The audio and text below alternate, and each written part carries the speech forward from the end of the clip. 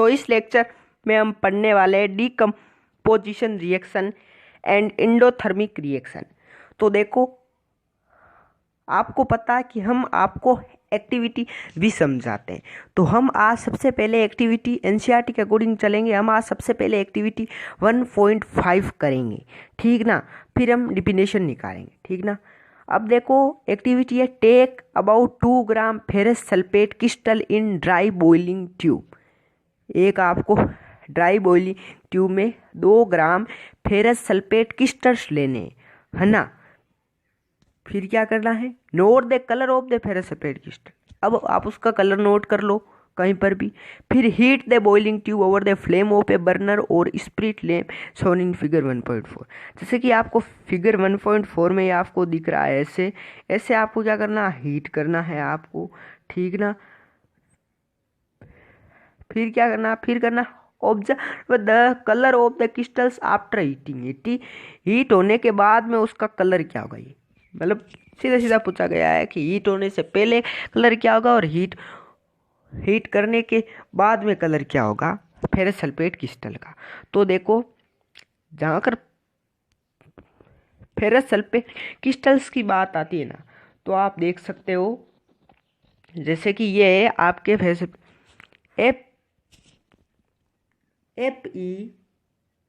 FeSO4 7S2 है ना, ये आपके, ठीक ना। जब हम इसको हीट करते हैं तो ये बनता है FeSO4 बनता है, ठीक ना, प्लस 7S2O, ठीक ना। ये सॉलिड होता है, ठीक ना, ये सॉलिड होता है। ये क्या होता है आपके, ये गैस की फॉर्म में होता है। 7S2 है ना, ये गैस की फॉर्म में होता है ना। तो देखो, यहाँ पर ये रिएक्शन होगी और FeSO4 7H2O का कलर है ना, हीट करने से पहले, यानी कि FeSO4 7H2 कलर क्या होगा, लाइट ग्रीन होगा, लाइट ग्रीन कलर होगा। और हीट करने में FeSO4 बनेगा जिसका कलर डर्टी वाइट होगा, ठीक ना। ये पहली रिएक्शन है। और फिर और भी मान लो आप हीट कराते जाओ ये प्रोडक्ट बनने के बाद में भी, तो आपके ये जो आपको नीचे ब्लू कलर में रिएक्शन दिख रही है ना, ये होगी जो अभी हमने रिएक्शन लिखी। FeSO4 7H2O हीट करने पर देता है FeSO4 प्लस 7H2।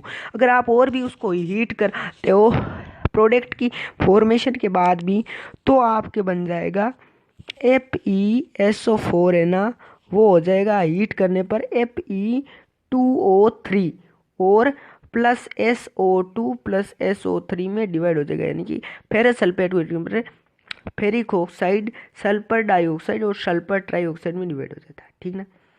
तो आपने इस रिएक्शन में एक तो बात देखी कि भाई ये एक ऐसा रिएक्शन है जिसमें सब्सटेंस स्प्लिट होते हैं एक सिंगल प्रोडक्ट से।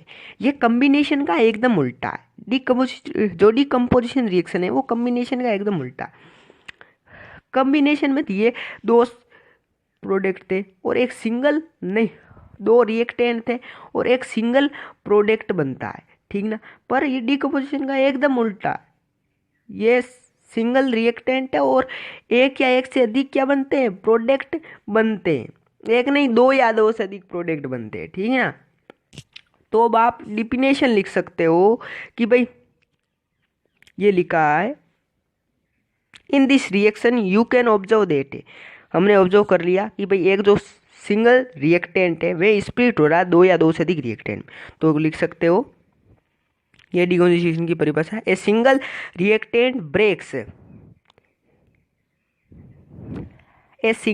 Reactant breaks down to give simpler product, ठीक ना। This is a decomposition reaction, ठीक ना। Ferrous sulphate crystal FeSO4 7H2O lose water when heated the colour of the crystal change, ठीक ना। इट देन डिकम्पोज, फिर और भी सल्फेट का डिकम्पोज किया गया ये वाटर लूज होने के बाद में भी, तो फिर वो फेरस सल्फेट FeSO4 था ना, वो Fe2O3 SO2 और SO3 में कन्वर्ट स्प्लिट हो गया, ठीक ना। फेरिक ऑक्साइड Fe2O3 क्या सॉलिड है और SO2 एंड SO3 क्या गैसेस है, ठीक ना। इसी तरह जो कैल्शियम कार्बोनेट है CaCO3 स्प्लिट हो जाता है हीट करने पर CO प्लस CO2, ठीक ना। अब आपको डीकम्पोजिशन का तो पता चल गया। यानी कि डीकम्पोजिशन एक ऐसा रिएक्शन है जिसमें एक सिंगल रिएक्टेंट होता है, जिसमें जो कि दो या दो से अधिक प्रोडक्ट स्प्लिट होता है। ये आपको समझ आ गया, ठीक ना। अब आपको एक बात याद रखनी कि जो डीकम्पोजिशन है ना, जो डीकम्पोजिशन रिएक्शन है ना, अब हम इसको 3 भागों में बांट रहे हैं। कितने भागों में? 3 भागों में बांट रहे हैं, 3 में, ठीक ना। पहला तो आपका थर्मल डीकम्पोजिशन, दूसरा है फोटोलाइटिक, ठीक ना। तीसरा इलेक्ट्रोलाइटिक। फोटोलाइटिक है ना, इसको हम फोटोकेमिकल डीकम्पोजिशन रिएक्शन या सोलर केमिकल डीकम्पोजिशन रिएक्शन भी कह सकते हैं। ये आपके नाम आ रहे हैं स्क्रीन पर जो भी है, ठीक ना। अब हमने पता चल गया डीकम्पोजिशन के 3 प्रकार, यानी कि 3 फॉर्म में एनर्जी मिलने पर होती। एनर्जी की 3 फॉर्म में होती, कौन कौन सी होती? एक तो होती हीट, ठीक ना। एक होती है लाइट यानी कि सनलाइट, ठीक ना। एक होती है आपके इलेक्ट्रिसिटी। ये 3 ही फॉर्म होती, 3 फॉर्म है।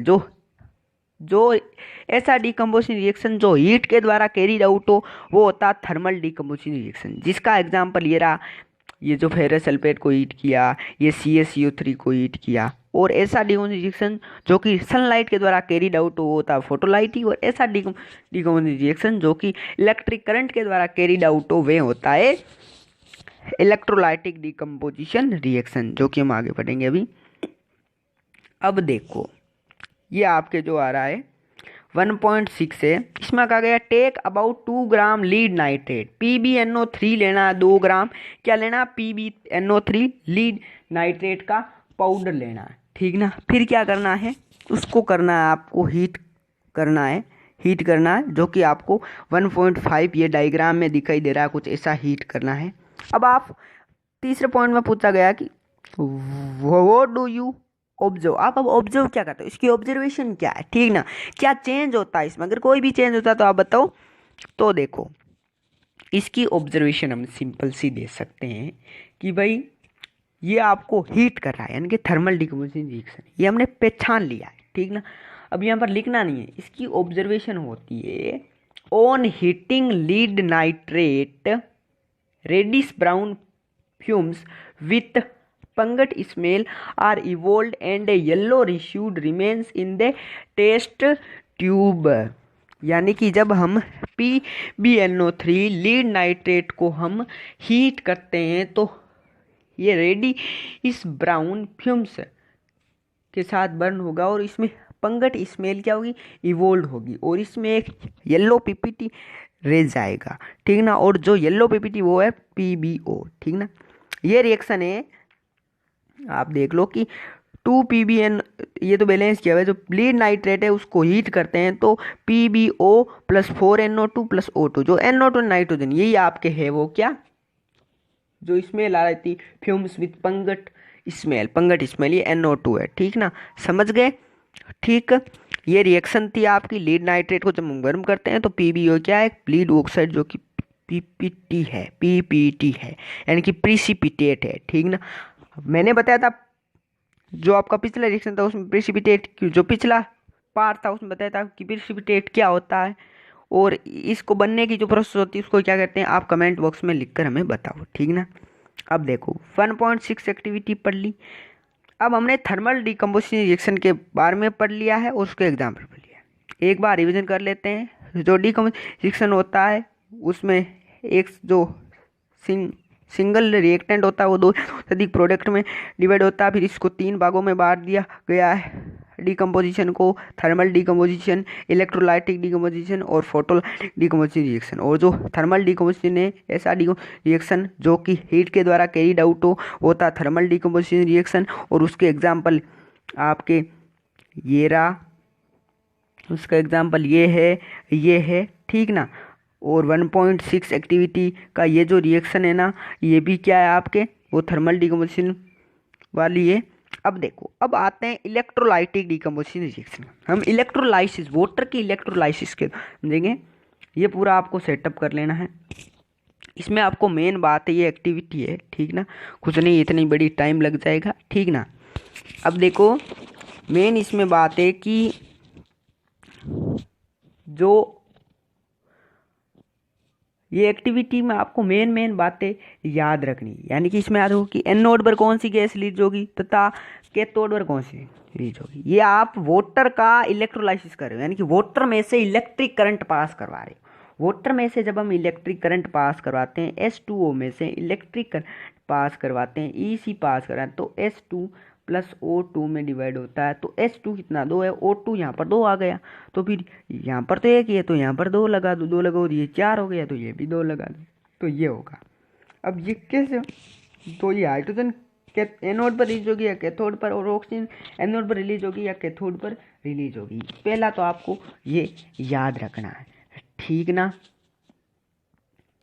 जो आपके हाइड्रोजन गैस है ना, हाइड्रोजन गैस रिलीज होगी कैथोड पर। H2 is released at cathode and O2 released at the anode. Anode पर ऑक्सीजन रिलीज होगी और कैथोड पर हाइड्रोजन रिलीज होगी।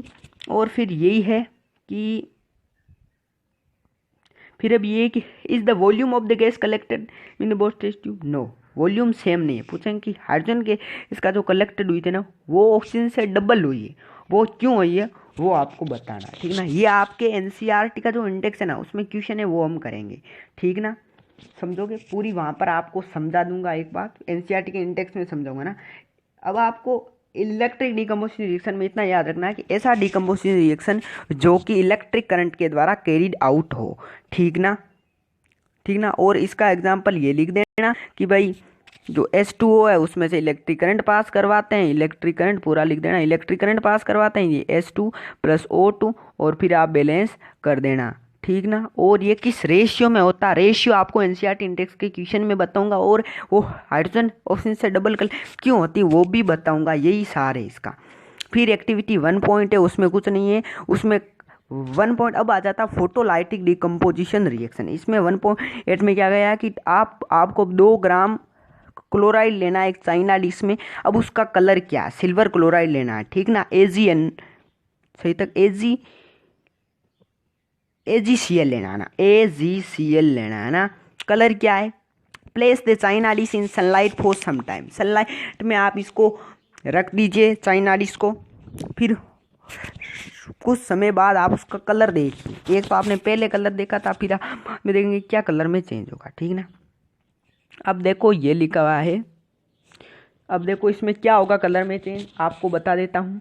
जो AgCl है ना, AgCl जो सिल्वर क्लोराइड AgCl है ना, उसका कलर चेंज हो जाएगा। जैसे कि आपके AgCl है ना, इसको आप, ये सॉलिड है, ये अभी क्या कलर है इसका, वाइट है। सिल्वर क्लोराइड का हमेशा कलर वाइट होता है, और फिर वो रखते हैं ये Ag प्लस Cl2 में होता है। तो Cl2 यहाँ पर 2, यहाँ पर 1 है, तो यहाँ पर 2 लगाएंगे, ठीक ना।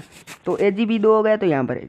अब ये जो Ag है ना, इसका कलर हो जाएगा ग्रे, और इसका हो जाएगा वाइट, ठीक ना। समझ रहा हो ना, इसका वाइट है, इसका ग्रे है, ठीक ना, यही है,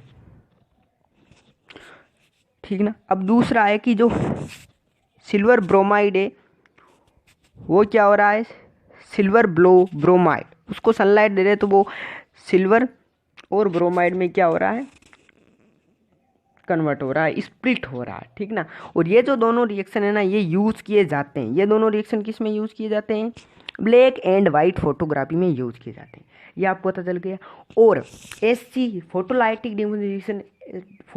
डिकम्पोजिशन रिएक्शन आपको भी अगर आपने समझा तो पता चल गया होगी कि ऐसी रिएक्शन जो कि सनलाइट के द्वारा कैरिड आउट हो, ठीक ना, यही फोटोलाइटिक डिकम्पोजिशन रिएक्शन है, ठीक ना। तो हम आओ जो एनसीईआरटी का इंडेक्स है, जो मैंने क्वेश्चन मैंने आपको कराऊंगा वही। फर्स्ट क्वेश्चन तो हमने पहला जो कि कम्बिनेशन रिएक्शन का था, जो कि हमने कर लिया था, ये है दूसरा।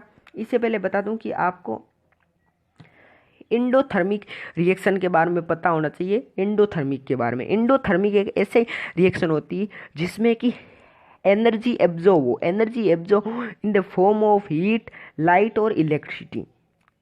मतलब एंडोथर्मिक रिएक्शन एक ऐसी रिएक्शन होती है जिसमें एनर्जी एब्जॉर्ब हो, ठीक ना, in the form of heat, light और इलेक्ट्रिसिटी, ठीक ना। जैसा कि आप देख रहे हो यहाँ पर जितनी भी डिकम्पोजिशन रिएक्शन है एंडोथर्मिक रिएक्शन है, क्योंकि इनमें हीट, लाइट और इलेक्ट्रिसिटी की फॉर्म में क्या एनर्जी एब्जॉर्ब हो रही है, ठीक ना, ठीक ना।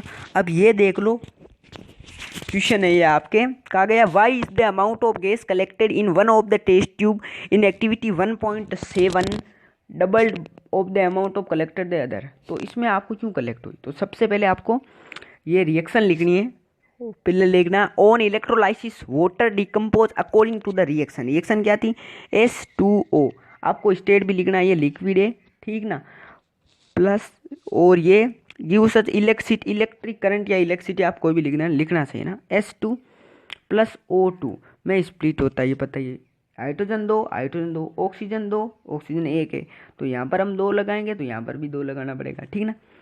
अब देखो कि हाइट जो ऑक्सीजन है ना, ऑक्सीजन के 2 है रिएक्टेंट जो प्रोडक्ट साइड में, और इसके प्रोडक्ट साइड में 4 है, यानी कि ये डबल हो रही है, तो हम कह सकते हैं 4:2। और जब हम इसको स्प्लिट करते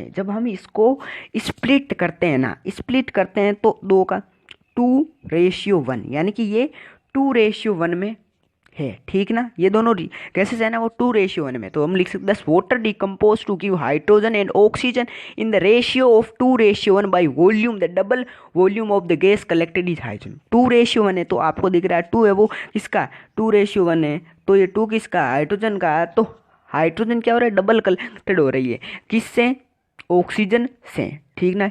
ये रिएक्शन लिख देना, ये रेशियो लिख देना, ठीक ना, ये लाइन लिख देना, ठीक। यही आपका है सब पूरा हो गया आज का आपका, ठीक ना। और एंडोथर्मिक रिएक्शन है जो एक्सोथर्मिक रिएक्शन के ऑपोजिट है, ठीक ना। अगर आपको पूरा समझ में आ गया है तो फिर दे किस बात की, जा पढ़ ले।